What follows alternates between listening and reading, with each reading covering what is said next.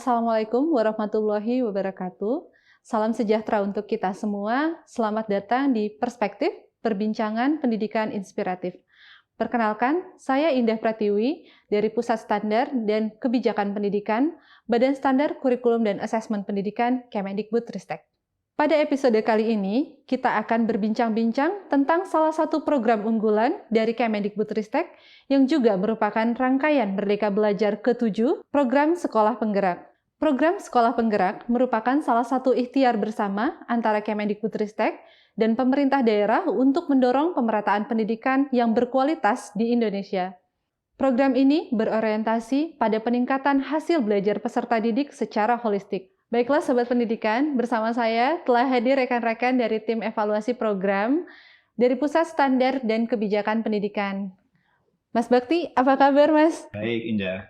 Kalau di Monep, perannya apa nih Mas yang lagi sedang dilakukan? Ya, sekarang ini kan lagi running untuk evaluasi proses perubahan ya, jadi mengawal itulah untuk evaluasi proses dan konteks perubahan. Sedang mengawal yang menggunakan metode etnografi ya Mas ya? Baik. Sebelah saya ada tetangga saya nih, Mbak Ika, apa kabar? Baik, Mbak Ida. Halo Mbak Ida. Ya, gimana Mbak? Sekarang apa nih kesibukannya nih? Kesibukannya masih keliling-keliling ya, kalau untuk bulan ini, untuk melihat evaluasi programnya juga sih ke daerah. Seru ya? Iya. Oke, sebelah Mbak Ika, di sini ada Mas Joko. Apa kabar Mas? Baik, Mbak Ida. Mas Joko ini ya sibuk mengawal data ya Mas ya? Iya, benar. Udah berapa banyak data Mas yang sudah dikumpulkan?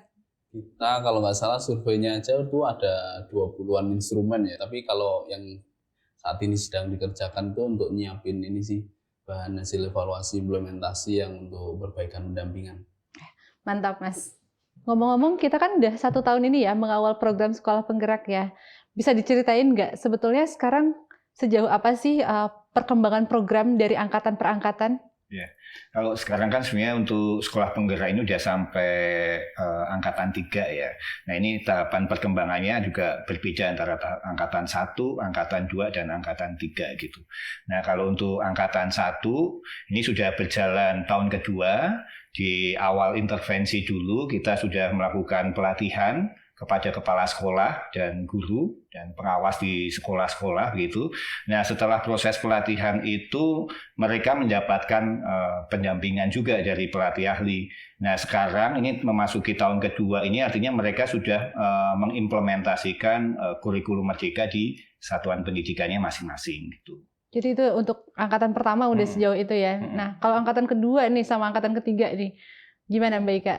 Oh tadi angkatan 1, udah 1 tahun ya implementasi kurikulum merdekanya. Nah kalau untuk angkatan kedua ini baru memulai nih tahun ajaran baru ini.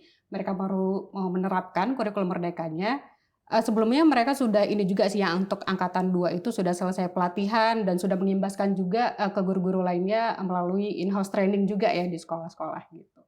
Kalau untuk yang angkatan 3 ini baru selesai seleksi kepala sekolah, jadi baru akan dikeluarkan SK penetapannya. Gitu sih Mbak Indah. Seru ya. Jadi udah ada 3 angkatan ya totalnya ya. Ngomong-ngomong berapa banyak ya? Mungkin Sobat Perspektif mau tahu berapa banyak jumlah sekolah penggerak yang sekarang sedang diintervensi? Ya, kalau sampai saat ini itu angkatan 1 dan angkatan 2 itu kurang lebih sekitar sudah 9.239 satuan pendidikan ya. Itu mencakup di jenjang PAUD, di SD, SMP, SMA, dan sekolah luar biasa. Jadi sekarang sudah hampir 10.000 ya Mas? Iya betul, dan itu sudah berjalan di 250 kabupaten kota ya. Tapi harapannya nanti kalau sudah angkatan 3 berjalan itu sudah seluruh kabupaten kota kita yang menjalankan. Dan ini di angkatan 1, angkatan 2 itu juga sudah di seluruh provinsi, jadi seluruh provinsi sudah ada perwakilannya juga. Nah, selama 1 tahun mengawal program ini, saya yakin kan banyak banget ya kita mengalami dinamika-dinamika dalam selama mengawal program dari mulai desain sampai evaluasi programnya. Nah, ngomong-ngomong nih, apa sih yang menarik buat teman-teman dalam mengawal program ini? Iya. Kalau buat saya pribadi ya, ini saya melihatnya ini program ini dinamis banget ya. Dinamis dalam pengertian bahwa setiap waktu itu ada perbaikan program secara berkelanjutan dan itu bisa terjadi sebenarnya karena evaluasi itu menyatu dengan programnya. Artinya setiap tahapan program ketika kita menjalankan program itu kita lihat kualitas proses penyelenggaraannya seperti apa, kemudian apakah hasilnya itu bisa tercapai enggak. Nah, kalau misalnya ada masalah atau risiko ke depan yang kira-kira akan kita hadapi, kita diskusi bersama itu antar unit utama di Kemendikbud untuk menyelesaikan masalah itu gitu. Kolaborasinya besar ya Mas ya, antar unit kita memang udah bekerja sama satu sama lain gitu ya, sudah secair itu ya Mas ya. Kalau buat Mbak Ika nih, apa nih Mbak?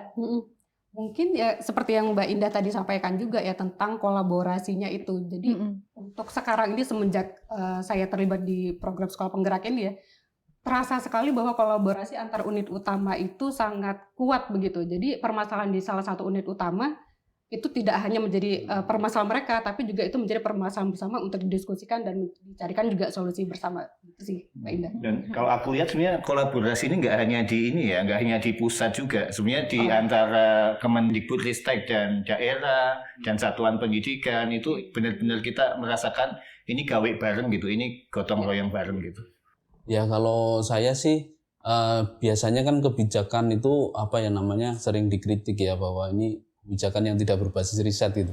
Nah, di program sekolah penggerak ini tuh yang menarik bagi saya pribadi ya, ini tuh program sejak awal tuh didesain berbasis riset. Jadi kan kita waktu nyusun naskah akademiknya itu juga berbasis riset, sedangkan dari situ nanti setelah itu kan diturunkan ke program intervensinya itu juga seperti Mas Bakti katakan ya, kita kawal evaluasinya ya. Di setiap intervensi program itu kita kawal evaluasinya, kemudian nanti juga kita akan keluarkan evaluasi dampaknya ya. Kita rencana setelah akhir program nanti akan kita evaluasi dampaknya menggunakan data dari asesmen nasional gitu. Kemudian yang paling menarik ya di program ini itu kita melakukan evaluasi proses perubahan di satuan pendidikan ya. Jadi yang biasanya kita program itu hanya melihat implementasinya saja, kita melihat bagaimana adaptasi di sekolahnya oleh guru, oleh kepala sekolah dan oleh ekosistem di sekitarnya ya. Itu yang paling menarik sih. Ya, kalau tadi kan teman-teman banyak berbincang terkait di high levelnya seperti apa ya. Nah, kalau saya pribadi sih yang paling menarik buat saya itu justru perubahan di tingkat satuan pendidikan. Di mana saya melihat perbedaan antara tahun ke tahun. Kalau dulu kepala sekolah itu masih bingung gimana sih menjalankan program, kok programnya repot gitu. Nah, sekarang justru mereka lebih menerima benefitnya gitu. Nggak cuma kepala sekolah, guru-guru juga kayaknya sudah lebih mulai semangat menjalankan ini karena mereka sudah lebih paham ternyata program ini jauh lebih efektif gitu untuk meningkatkan proses pembelajaran di sekolah. Menurut Mas Bakti gimana? Iya sih, aku juga melihat hal yang sama ya. Dan sejak awal sebenarnya desain program ini kan untuk program sekolah penggerak ini adalah meningkatkan kualitas proses pembelajaran ya. Kalau proses belajarnya itu meningkat secara kualitas, pasti dengan sendirinya nanti hasil belajar peserta didik juga akan meningkat. Nah, di lapangan kita lihat bersama-sama ya teman-teman. Jadi guru-guru sudah mulai misalnya melakukan asesmen awal pembelajaran. Ini satu upaya guru untuk mengenal peserta didiknya. Mereka melakukan asesmen, melihat capaian belajar peserta didik, dan melihat gaya belajar peserta didik. Nah, menariknya adalah setelah melakukan asesmen itu, mereka juga melakukan atau menjalankan pembelajaran yang sesuai dengan kondisi peserta didik itu tadi. Nah, ini hal yang perubahan yang saya kira signifikan di tahun pertama ini, di mana proses pembelajaran dan asesmen ini menjadi satu bagian yang menyatu gitu. Jadi guru-guru sekarang sudah mulai mengelompokkan siswa ya gitu berdasarkan kebutuhan siswa gitu ya Mas ya. Saya dengar juga kemarin di SMP 7 Mas itu mereka sudah mulai mengelompokkan siswa berdasarkan gaya belajar siswa. Itu juga menarik. Jadi guru-guru memberikan pembelajaran sesuai dengan bagaimana siswa bisa menyerap pembelajaran itu yang paling efektif itu yang mana gitu. Kalau Mbak Ika gimana nih Mbak pengalamannya selama di lapangan? Temuan menarik lainnya juga terkait fleksibilitas ya Mbak Indah ya. Jadi mungkin memang di awal satuan pendidikan, guru terutama masih kesulitan menyusun perangkat ajar seperti ATP ataupun alur tujuan pembelajaran ya maksud saya, kemudian modul ajar juga. Tapi sudah ada inisiasi dari para guru untuk mulai menyesuaikan nih dari seperti yang tadi Mas Bakti sampaikan, ada asesmen karakteristik peserta didik begitu ya. Setelah mengetahui karakternya seperti apa, jadi guru mulai menyusun, oh kira-kira kebutuhan siswa seperti apa ya dari segi materinya, guru memiliki fleksibilitas dalam mengatur materi apa yang dibutuhkan siswa untuk disampaikan di awal, misalnya seperti itu. Atau menyesuaikan dengan gaya belajar siswa, seperti apa metode mengajar yang tepat kepada peserta didik. Kira-kira seperti itu sih Mbak Indah. Iya. Saya jadi ingat juga cerita waktu saya ke Bitung, ke TK GPDI Immanuel Manembo-Nembo. Itu selain tadi metode belajar, mereka juga punya fleksibilitas dalam mengatur waktu. Nah, mereka memblok 1 minggu itu khusus untuk project aja, project penguatan profil pelajar Pancasila. Nah, selain itu di beberapa sekolah ada juga yang mengatur waktunya. Jadi 1 semester pertama mereka belajar terkait IPS, nanti semester berikutnya terkait IPA-nya aja gitu. Nah, ternyata itu juga bisa jadi solusi nih Mbak Ika untuk sekolah-sekolah yang ternyata gurunya kurang gitu. Jadi menarik banget memang. Nah, yang beberapa sekolah juga bisa mengatur proyeknya itu ada di semester selanjutnya aja, tapi di semester sebelumnya dia belum melakukan proyek gitu. Ngomong-ngomong soal proyek, ingat gak sih proyek yang paling menarik gitu buat teman-teman apa nih selama perjalanan ke sekolah? Gimana Kak? Dari aku dulu mungkin ya, terkait proyek mungkin yang disampaikan Mbak Indah komplitnya gitu ya, proyek penguatan profil pelajar Pancasila atau yang biasa kita singkat dengan P5 ya. Salah satu kegiatan proyek yang menurut saya paling menarik nih, salah satunya di SMA Averos, kita sempat kesana ya Mbak Indah ya, di Kota Sorong. Itu mereka memang berbasis sains, sekolahnya pada dasarnya berbasis sains, dan kegiatan proyeknya itu misalnya mereka membuat VCO namanya, jadi Virgin Coconut Oil. Jadi siswa itu diminta membuat VCO mulai dari awal, jadi proses produksi sampai dengan proses marketingnya juga sampai penjualan. Jadi selain memproduksi, mereka juga belajar melabel, labeling juga ya, labeling untuk marketing, packagingnya seperti apa. Jadi siswa belajar proses mulai dari awal hingga akhir. Dan ini menurut saya menjadi pembelajaran bermakna ya bagi peserta didik, karena mereka belajar dari proses, menghargai proses, baik itu gagal ataupun berhasil begitu Mbak Indah. Itu sampai nyari target market sendiri tuh ya, anak-anaknya itu. Iya, seru banget. Kalau Mas Joko nih kemarin gimana Mas? Kemarin yang ini sih kita waktu ke SMP Negeri 1 Kota Batu itu. Ya di situ tuh proyeknya membuat tempe, tapi di situ ada beberapa tema yang membuat tempe itu bisa jadi 3 tema gitu. Jadi ada kearifan lokal, ada rekayasa teknologi, ada kewirausahaan tuh dijadiin satu dalam satu item project ya, pembuatan tempe. Nah, kenapa mereka membuat ini ya, memilih membuat tempe itu? Ternyata di sekolah itu ada di desa yang pengrajin tempe. Jadi sejak dulu di desa itu pengrajin tempe. Jadi makanya sekolah itu pengen memperkenalkan gitu ke siswa bahwa kamu itu berada belajar di lingkungan yang pengrajin tempe gitu. Itu kontekstual banget kan. Kemudian yang didatangkan sebagai fasilitator itu beneran pengrajin tempenya, dia menceritakan sejarah desanya, bagaimana memproduksinya gitu. Dan nanti siswa itu dia membuat ini, outputnya itu dia ada bikin poster yang rekayasa teknologi itu dia bikin poster gitu. Ada yang bikin cerita juga, cerita tentang sejarah tempe itu, dan yang wirausahaannya itu dia sampai memproduksi dan memasarkan tempenya itu. Tapi aku jadi ingat ini deh Mas, waktu kita di Kabupaten Manggarai Timur itu, di salah satu SMP, kalau nggak salah di SMP Negeri 5 Borong ya. Jadi pembelajaran proyek itu memang memungkinkan sekolah untuk menghadirkan pembelajaran yang tadi seperti yang Mas Joko sampaikan, kontekstual dan mungkin berbasis budaya juga gitu. Nah di SMP Negeri 5 Borong itu mereka mendorong siswa untuk membuat majalah sekolah. Tapi yang menarik di sini selain dasar-dasar jurnalisme, siswa itu untuk edisi pertama kemarin mengangkat tema folklore atau cerita rakyat di Manggarai Timur gitu. Siswa diajak untuk wawancara atau berdiskusi dengan tetua-tetua adat di sana pakai bahasa lokal gitu, bahasa adat di Manggarai Timur. Kemudian mereka terjemahkan ke bahasa Indonesia untuk diterbitkan dalam majalah sekolah. Nah, mereka dalam proses ini didampingi juga nih sama jurnalis lokal di sana gitu.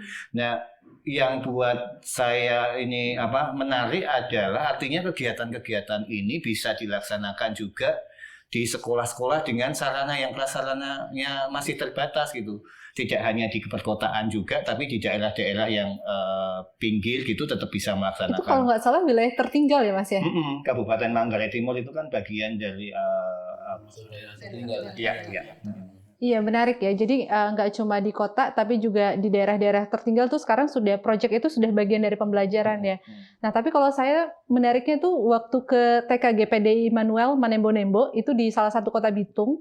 Meskipun di kota TK itu sebetulnya TK kecil aja gitu dan TK sederhana di belakang gereja gitu. Sekolahnya juga sekolah kecil. Nah proyek yang mereka pilih itu berkolaborasi dengan orang tua gitu. Jadi karena masyarakatnya juga masyarakat sederhana, jadi proyeknya itu mereka membawa siswanya ke salah satu kebun orang tua. Waktu itu kebunnya kalau nggak salah kebun singkong. Itu bagaimana siswa-siswa itu diajarkan menanam dan juga memilih singkong mana yang sudah tepat untuk dicabut gitu. Dipanen bersama tuh waktu itu. Terus kemudian orang tua juga mendampingi siswa-siswa tersebut untuk memilih batang mana yang dipanen gitu ya, yang ditanam lagi gitu, ditanam ulang. Nah, aku ngelihat siswanya tuh bawa singkong ke sekolah itu happy banget mukanya gitu. Itu seru banget deh. Sementara yang hari berikutnya orang tua menunggu di sekolah, itu biasanya ibu-ibu nunggu sekolah, itu mengajari anaknya dari singkong tadi yang diambil oleh siswa, itu dijadikan panganan khas Bitung. Setelah itu mereka makan bersama, itu seru banget. Ya, ngomong-ngomong kolaborasi, sebenarnya kan tidak hanya dalam pembelajaran ya, mulai kita kelihatan kolaborasi. Saya ke beberapa sekolah itu juga, ini semangat kolaborasi itu antar guru di dalam sekolah itu sekarang sudah mulai terbentuk nih. Mungkin sebelumnya juga ada, tapi sekarang lebih rutin gitu. Selain di internal itu juga ini sekarang sesama sekolah penggerak awalnya itu sudah kolaborasi juga antar sekolah nih.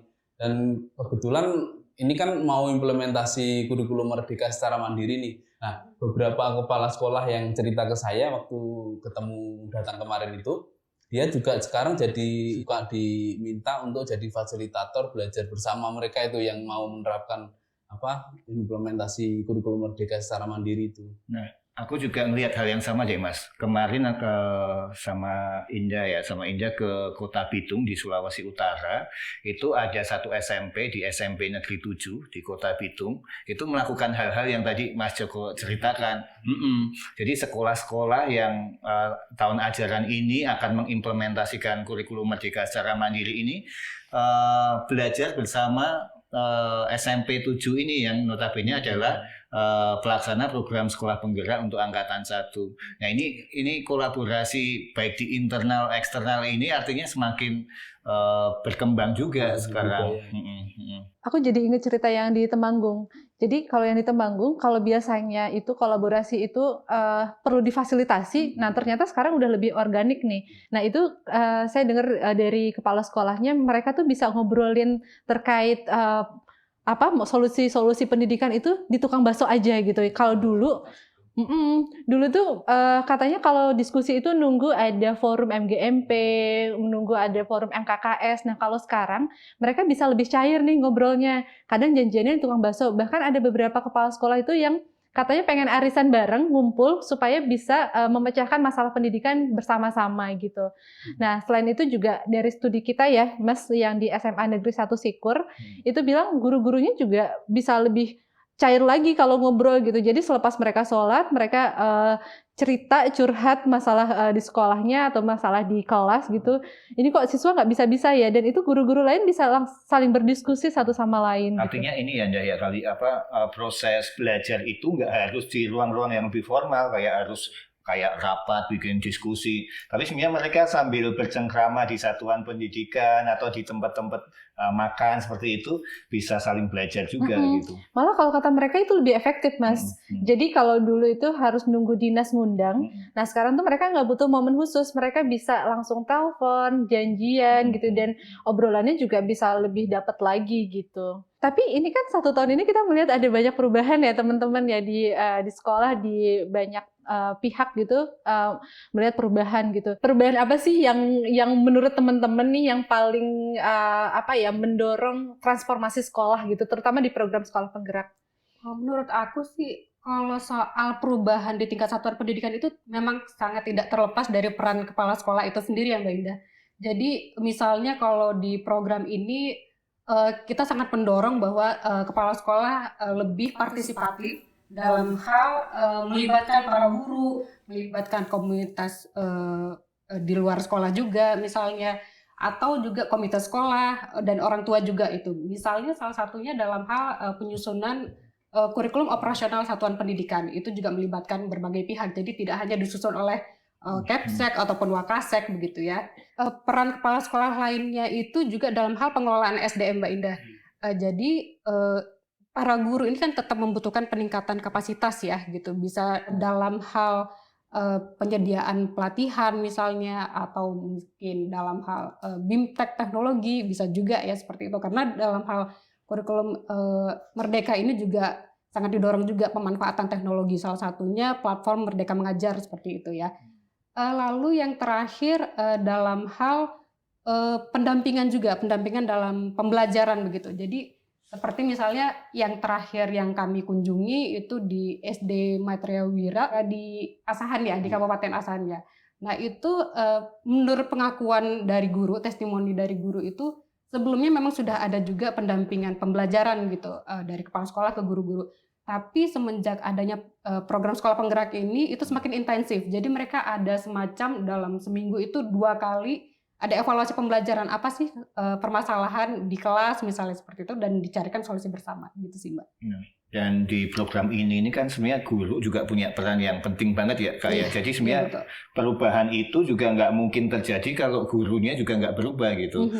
Nah yang kita lihat bersama di sekolah-sekolah yang perubahannya cukup signifikan itu sebenarnya gurunya punya 2 karakteristik utama kalau aku lihatnya ya. Yang pertama adalah dia terbuka terhadap perubahan.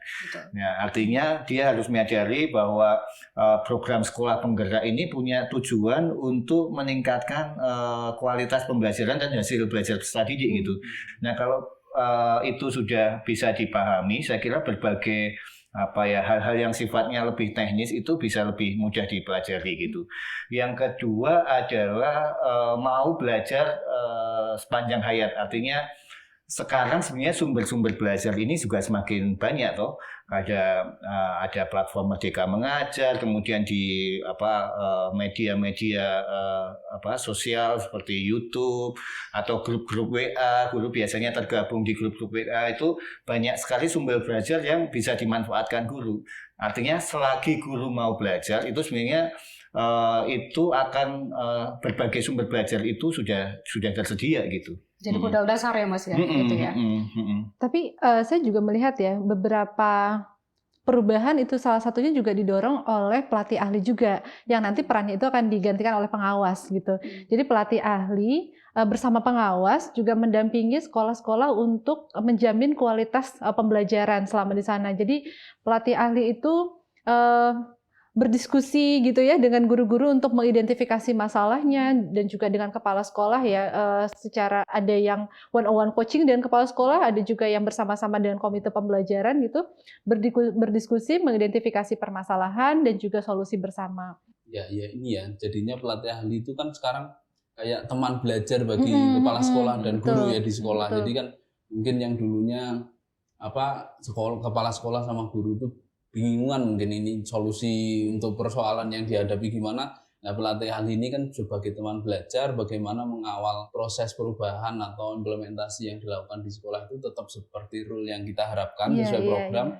Tapi sifatnya kan hanya teman belajar ya, belajar bersama lah untuk mencari solusi atas permasalahan yang dihadapi di sekolah masing-masing. Karena kan persoalannya memang berbeda-beda ya.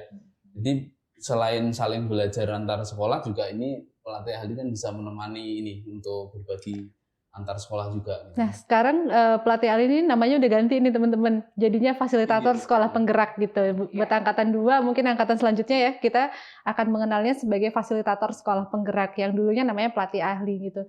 Tapi selain peran pelatih ahli, tadi benar sih kata Mas Bakti, jadi sekolah-sekolah juga sudah terbuka untuk mau belajar. Jadi dan Kementerian Pendidikan juga sudah menyiapkan sumber bahan ajarnya melalui platform Merdeka Mengajar. Nah dari platform ini kepala sekolah maupun guru bisa melihat banyak sekali referensi untuk mereka mengajar, dari mulai sumber bahan ajar, kemudian metode mengajar, tadi juga ya Mas ya terkait assessment, di sana juga udah ada gitu, dan bagaimana mereka melakukan differentiated learning seperti itu atau fleksibilitas pembelajaran gitu. Nah, saya lihat juga mereka katanya obrolan dengan pelatih ahli, kemudian mereka giat belajar, ternyata mereka lebih merasakan benefitnya nih dari kurikulum Merdeka yang sedang diimplementasikan di program sekolah penggerak gitu.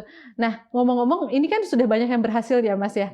Nah, gimana nih menurut Mas Joko, selain tadi faktor kepala sekolah, ada faktor apa lagi Mas yang mungkin mendukung perubahan dari program sekolah penggerak? Yang kita nggak boleh lupa itu apa sebenarnya? Karena sejak awal program ini itu kan harus melalui ini ya, MOU bersama ya. Ini dukungan dari daerah itu jadi utama di sini, karena sejak awal program ini berjalan gitu, salah satu syaratnya itu daerah melalui kepala daerahnya harus membuat MOU untuk siap melaksanakan program dengan berbagai intervensi yang direncanakan gitu kan. Nah, dari situ juga akhirnya si dinas ini dalam bergerak dia merasa dapat dukungan yang besar juga ya dari daerahnya sendiri. Jadi mungkin dari kita, dari pusat, dari Kemendikbudristek itu pada saat komunikasi dengan daerah melalui dinas itu mungkin lebih mudah juga. Dan peran dinas kan yang kita harus apresiasi juga, mereka sejak sosialisasi itu kan sampai segini banyaknya yang ini ya, yang mendaftar menjadi kepala sekolah, calon kepala sekolah penggerak itu juga tidak lepas dari peran dinas sih. Dia kan sudah melakukan sosialisasi, sudah melakukan bahkan salah satu syarat untuk mendaftar kan ada rekomendasi juga dari dinas ya. Dan ini bentuk kolaborasi ya sebenarnya, kolaborasi program ini mewujudkan kolaborasi program antara Kemendikbudristek bersama dengan pemerintah daerah. Dan yang perlu teman-teman ketahui kan ini ya, sekolah itu tidak dipilih sendiri oleh Kemendikbudristek ya, tapi peran Pemda cukup besar, karena di tahap akhir seleksi itu ada pleno daerah, betul. Yang itu dimana setelah kepala sekolah ini lolos atau eligible untuk memenuhi persyaratan menjadi pelaksana sekolah penggerak, itu masih dipilih lagi nih sama daerah. Jadi daerah bisa membobot sesuai dengan kondisi daerah masing-masing gitu. Aku setuju banget sih Mas. Jadi memang beberapa sekolah yang berhasil mengimplementasikan program itu memang didukung betul oleh Dinas Pendidikan. Nah, selain ada Dinas Pendidikan, sebetulnya di daerah juga ada yang mendampingi itu dari Balai Penjaminan Mutu Pendidikan. Dulu mungkin namanya LPMP ya, kalau sekarang BPMP. Nah, LPMP juga bersama dinas ya, biasanya bersama dinas merumuskan kebijakan-kebijakan apa nih yang paling pas buat satuan pendidikan untuk meningkatkan mutu pembelajarannya. Nah, LPMP secara serius mendampingi dinas, dia mengidentifikasi apa saja sih yang sebetulnya dibutuhkan oleh setiap daerah gitu. Jadi memang karena pendampingannya asimetris, jadi memang setiap daerah pasti memiliki permasalahan yang berbeda-beda, juga membutuhkan solusi yang berbeda-beda, dan itu memang didampingi betul oleh BPMP ya. Iya benar sih. Saya kemarin waktu ke Kabupaten Asahan juga kan ketemu dengan ini ya, perwakilan di PMO dari BPMP ya. Itu salah satu advokasi yang dilakukan itu dengan aktivitas PMO-nya itu, karena di Asahan itu kayaknya memang terjadi di beberapa daerah juga ya, bahwa ada kepala sekolah yang belum definitif, terutama di tahun lalu, yang itu salah satu syarat mendaftar sekolah penggerak kan kepala sekolahnya tidak dipindah ya, jadi idealnya harus definitif dulu. Nah itu dengan diketahui di Kabupaten Asahan itu punya masalah seperti itu, maka dari BPMP itu mendorong ke kita juga, ke pemerintah, ke Kemendikbudristek untuk segera mengeluarkan peraturan terbaru yang terkait dengan pengangkatan kepala sekolah, dan itu di awal tahun ini kalau nggak salah itu kan sudah keluar, dan itu jadi solusi bagi sekolah untuk mendaftar di angkatan ketiga kalau nggak salah. Aku juga ingat ya, jadi itu juga ada peran BPMP dan BGP tadi ya, yang Balai Guru Penggerak serta Balai Penjaminan Mutu Pendidikan. Jadi mekanismenya itu kan mereka mengumpulkan data dari bawah nih, dari akar masalah nih. Dari BGP itu mengumpulkan data dari satuan pendidikan melalui laporan pelatih ahli tadi gitu. Jadi sekolah tuh sebetulnya sedang menghadapi permasalahan apa sih, kemudian apa sih yang paling dibutuhkan oleh sekolah gitu. Nah kemudian BPMP itu melihat dari data-data yang hasil monep kita tadi gitu. Jadi dilihat hasil monepnya ternyata masih ada misalnya dari survei kondisi awal kita sekolah-sekolah yang nggak punya listrik gitu. Terus kemudian ada juga misalnya sekolah penggerak yang ruang kelasnya terbatas atau kurang kelas, kurang guru. Nah, aku juga ingat praktik baik di Bitung. Jadi di Kota Bitung lagi-lagi aku melihat itu banyak banget praktik baik yang sudah dilakukan bagaimana Dinas Pendidikan itu merumuskan kebijakan berdasarkan kebutuhan sekolahnya dari hasil survei kita. Gitu. Jadi misalnya dia melihat ternyata masih ada sekitar beberapa sekolah yang belum punya listrik. Akhirnya mereka mengalokasikan anggaran untuk dikasih listrik ke satuan pendidikan, atau sekolahnya ada yang masih honorer yang tidak terdaftar gitu. Akhirnya karena ada kurang guru juga akhirnya diangkat sebagai guru honor daerah gitu. Ya, dan yang menarik sebenarnya tadi kalau Indah sampaikan proses identifikasi masalah dan penyelesaian masalah di berbagai tingkatan tadi di program sekolah penggerak ini kan mekanisme itu terlembagakan dalam forum Pokja Manajemen Operasional. Jadi PMO ini berjenjang dari tingkat satuan pendidikan, kemudian ada PMO di tingkat daerah dan PMO di tingkat pusat gitu. Nah di tingkat satuan pendidikan itu siapa sih yang ada di PMO itu? Ada pelatih ahlinya atau nanti disebut tadi fasilitator sekolah penggerak. Kemudian ada kepala sekolah dan guru komite pembelajaran. Jadi mereka berdiskusi tuh masalah apa yang dihadapi oleh satuan pendidikan. Kalau bisa diselesaikan, mereka akan menyusun satu rencana tindak lanjut bersama apa sih yang harus diselesaikan. Kalau misalnya masalah-masalah itu skupnya harus ditangani di tingkat daerah, PMO ini akan mengeskalasi permasalahan di tingkat satuan pendidikan itu di tingkat daerah tadi melalui dibantu oleh BGB dan BPMP nanti akan mengkomunikasikan ke dinas. Itu kalau nggak salah Mas pertemuannya juga rutin dan partisipatif ya Mas ya. Jadi di PMO itu juga ada awalnya tuh dari banyak banget staf-staf dinas atau mungkin perwakilan-perwakilan dari berbagai bidang gitu ya Mas, berkumpul bersama di waktu yang sudah ditentukan dengan data-data yang tentu saja sudah valid ya Mas ya gitu. Jadi itu memang sangat menarik. Nah kalau nggak salah juga ada forum pemangku kepentingan ya Mas ya. Betul. Nah itu mereka mengumpulkan data ataupun berdiskusi bersama, duduk bersama dari level guru, kepala sekolah, kemudian bahkan kalau nggak salah ada DPRD juga ya Mas ya. Jadi di forum pemangku kepentingan ini sebenarnya juga tadi ya sekali lagi program ini kan kolaborasi, program gotong royong. Jadi di setiap tingkatan, di satuan pendidikan, di daerah maupun di pusat ada kolaborasi bersama itu tadi gitu. Jadi kalau tadi di awal banget kita bilang itu di tingkat kementeriannya kolaborasinya tinggi, ternyata sampai level bawah kolaborasi juga tetap terjadi ya. Nah ngomong-ngomong terkait program sekolah penggerak, banyak yang nanya nih sekolah penggerak itu sampai berapa lama sih? Memang kan pendampingannya sampai 3 tahun ya. Program ini memang menjanjikan mendampingi sampai 3 tahun. Tapi sebetulnya gagasannya bukan itu. Gagasannya itu sebetulnya sebagai piloting arah pendidikan di Indonesia gitu. Jadi harapannya ke depan setelah program ini tidak ada atau tidak berlangsung lagi, sekolah-sekolah sudah berdaya. Tidak hanya sekolah, tapi juga dinas-dinas juga sudah berdaya ya untuk melakukan berbagai macam manuver-manuver untuk meningkatkan mutu pendidikan. Tadi Mbak Indah menyebutkan juga bahwa ini pendampingannya kan hanya 3 tahun ya. Untuk programnya ini memang hanya 3 tahun. Nah harapan di kita atau mungkin mewakili pusat gitu ya, itu harapannya memang program ini bisa terus berlanjut. Salah satunya melalui peran pengawas itu tadi ya. Peran pengawas ini diharapkan bisa menggantikan peran pelatih ahli yang bisa mendampingi secara intensif bagaimana implementasi kurikulum ya khususnya di satuan pendidikan seperti itu sih. Nah, aku juga mau nambahin ini deh Kak. Jadi pengawas ini kan sebenarnya bagian dari dinas pendidikan juga ya, dan artinya peran dinas pendidikan menjadi penting ke depan untuk semakin meningkatkan baik mutu layanan pendidikan di daerah serta peningkatan hasil belajar atau mutu pendidikan secara umum gitu. Nah, artinya apa? Artinya ke depan program ini sebenarnya dengan pendampingan yang tadi dilakukan oleh teman-teman di BPMP itu daerah didorong dan ke depan untuk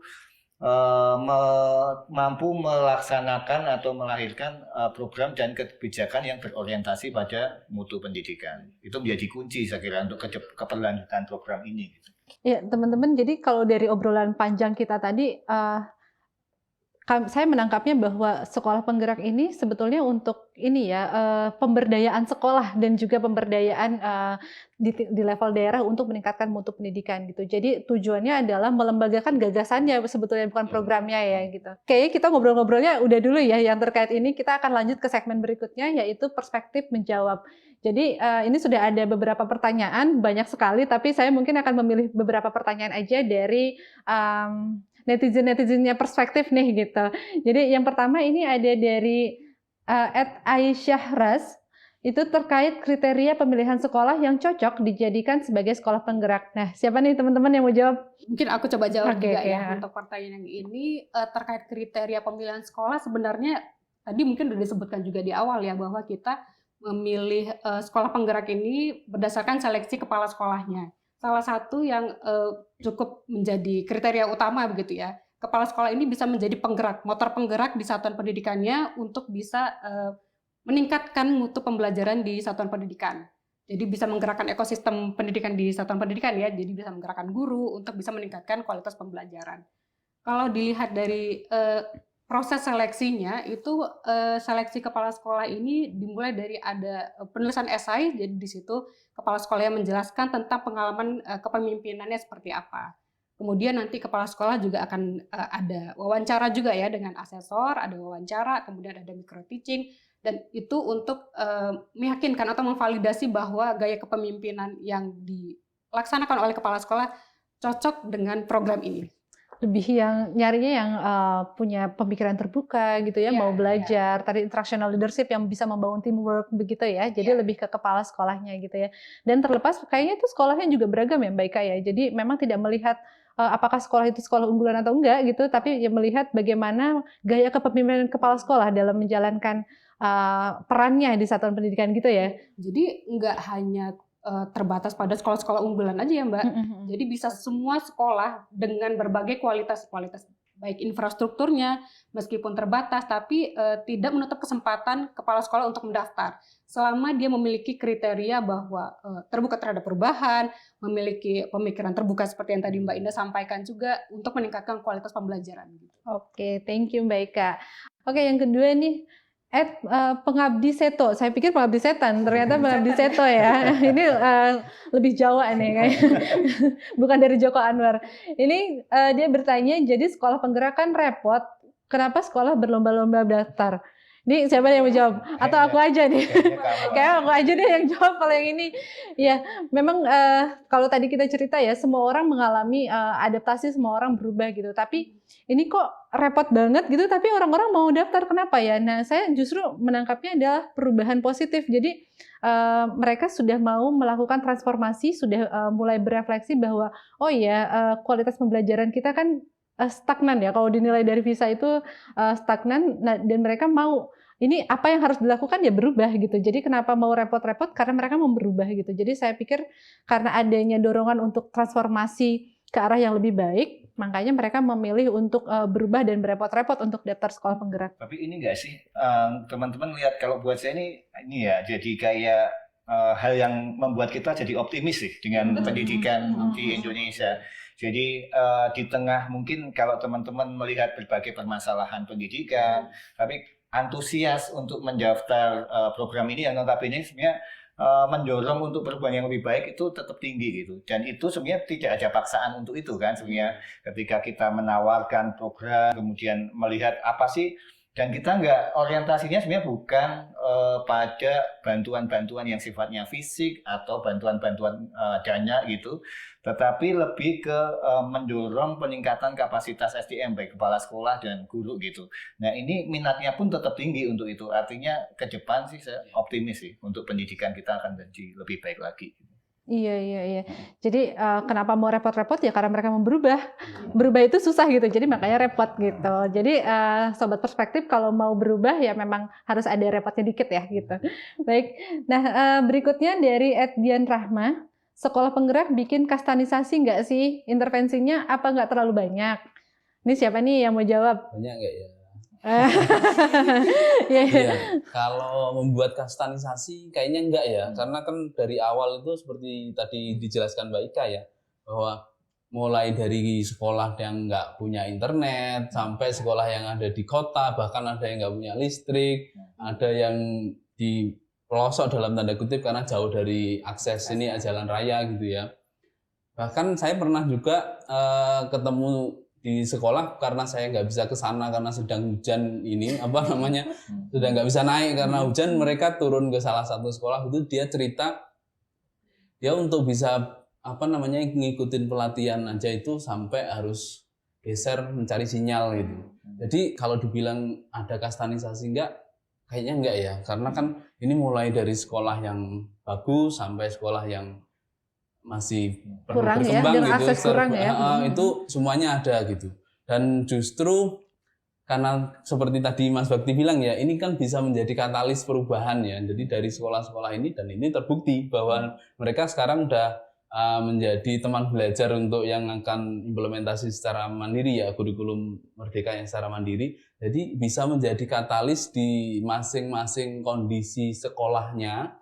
Jadi masing-masing kondisi sekolah itu sekarang punya cerita nih. Oh, kalau sekolah saya seperti ini, berarti saya berubahnya seperti ini. Mungkin seperti sekolah yang sana, bukan yang sini gitu. Karena memang kondisinya masing-masing berbeda gitu. Artinya mereka berubah itu ya nggak berubah sendiri, nggak bergerak sendiri, justru mendorong pergerakan untuk satuan-satuan pendidikan yang lain, sekolah di sekitarnya untuk menjadi lebih baik juga. Satu lagi yang belum terjawab, intervensinya apa nggak terlalu banyak?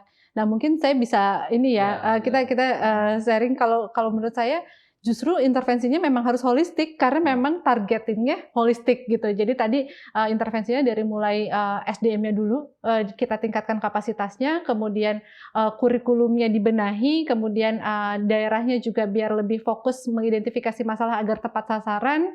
Kemudian ada juga pendampingan untuk mendampingi supaya sekolah-sekolah tahu apa sih yang dibutuhkan, apa proses pembelajaran apa sih yang diharapkan gitu. Jadi memang kalau misalnya kita ngelihat sebuah botol bolongnya banyak, kalau kita tutupnya cuma satu tetap bolong kan ya, gitu. Makanya intervensinya banyak. Jadi dia harus menutup semua bolong itu untuk jadi gelas yang penuh gitu. Jadi ingat ini Mbak, sebenarnya program-program intervensinya itu kan tiap tahun kita juga udah menjalankan ya.